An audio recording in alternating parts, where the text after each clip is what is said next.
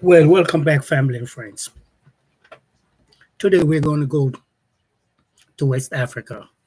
Burkina Faso President Ibrahim Traore has signed a final agreement with Russia to build a nuclear plant. Yes, you heard that right.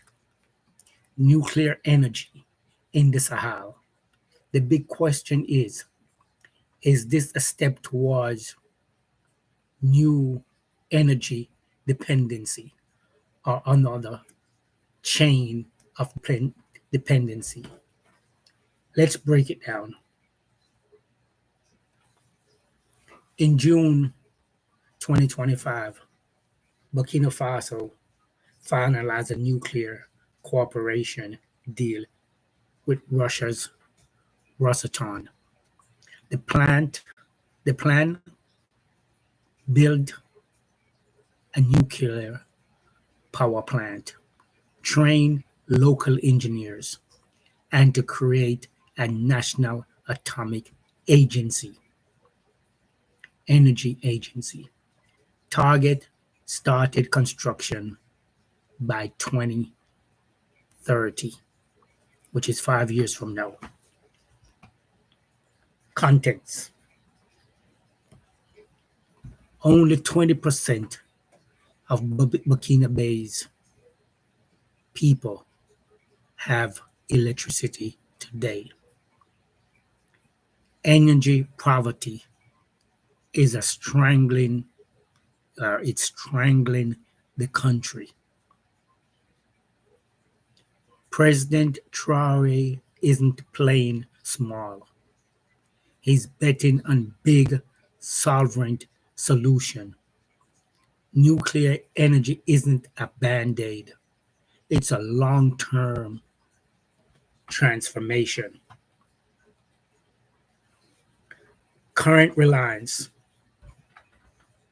The country currently relies on diesel import, small solar projects, not enough for a national growth. Nuclear will provide constant industrial scale, low carbon power, potential to power factories, schools, hospitals, and industries. A leap from survival to sovereignty. This isn't about more than lights in home. It's about the economy, the freedom, energy powered, literally and politically. Before we move on, friends, if you like what I'm saying and want to know more, please like, subscribe, and share. So when we drop more videos and what's going on in Burkina Faso and West Africa, you'll be one of the first to get notification. Like I said, Burkina Faso right now is using diesel to power their electricity. I know it's only 20% of the country have electricity today. Nuclear power provide constant industrial scale low carbon power. Rosatom, Russia Rosatom offered a turnkey deal: build, fuel, train, and manage. Critics say this is risk long-term dependency on Moscow. But let's flip that around. If it was the United States or France building this nuclear power, the same conditions would apply. It would take 15, 10, 15 years to be built. Whoever is building it would have a contract to manage and supply and also train. So there's nothing different there. The only difference is is because Russia is a Russian company and it's not a Western company is doing it. Why they're criticizing.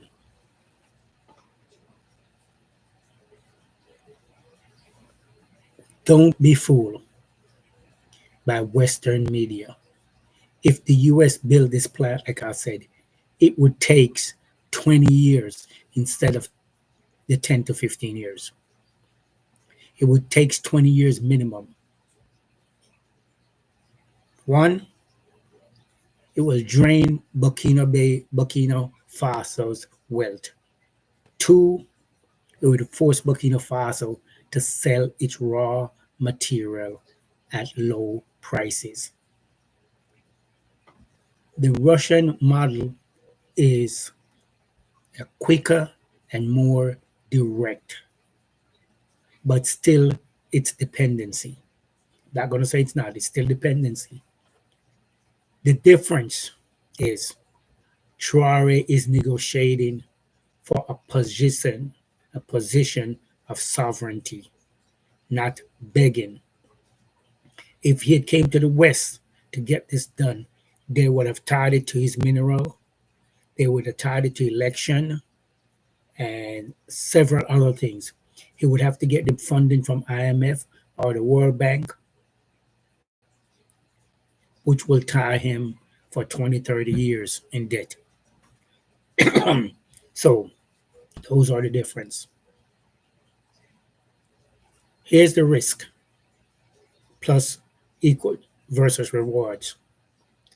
He has stable energy, jobs, industrial growth, and prestige. The risks, those were the rewards I just talked about. The risk, debt burdens, fuel and waste reliance, geopolitical entanglement, skills gap. Right now, Burkina Faso does not have engineers to build a nuclear plant. But in that contract that he signed, Russia is training Burkina Faso's engineers. And this started from last 2 years ago, 2023, when he started sending students to Russia to train in engineering, in nuclear engineering. So he had planned this out. He had students going there. It's going to take them 5 years or so, 5 to 7 years, to develop the skills. So he's 2 years ahead of the game. So this is the hard truth, my friends and family. Nuclear energy can be liberated, but it can also enslave you. The difference is whether the leader keeps control of the deal. And Traore has shown he will not bow to Western pressure.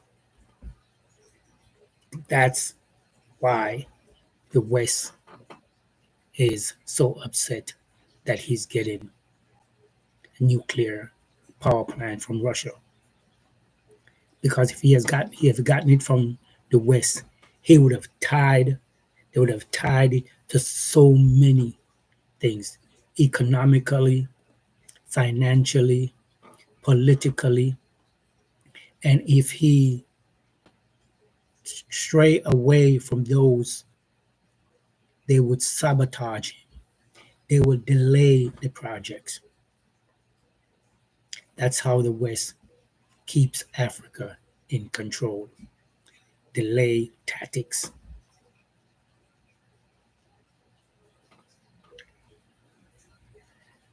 But I think, in my opinion, it's a brave move.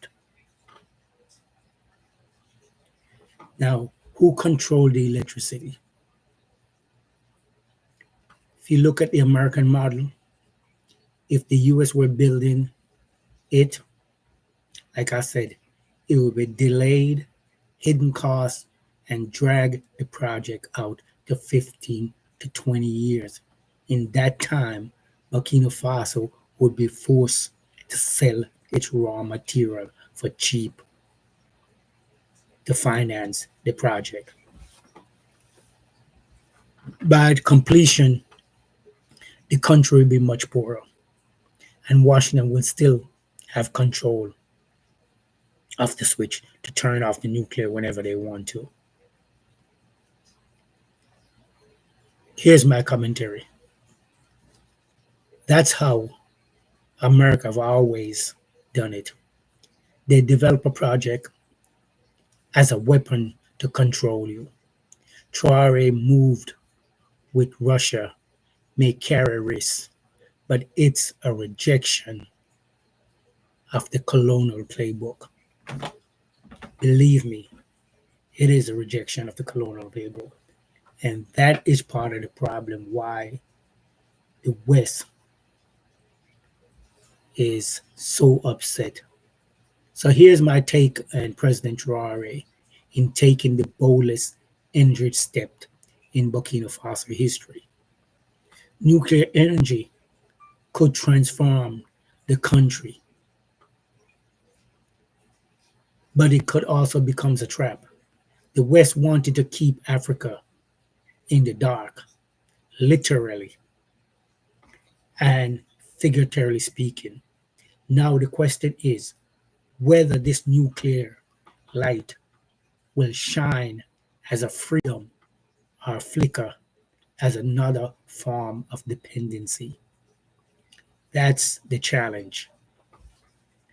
This has been the West Best Media, straight talk, no filters. Africa rise, Babylon must fall. Until the next time, stay awake and stay sharp, my friends and family. Peace.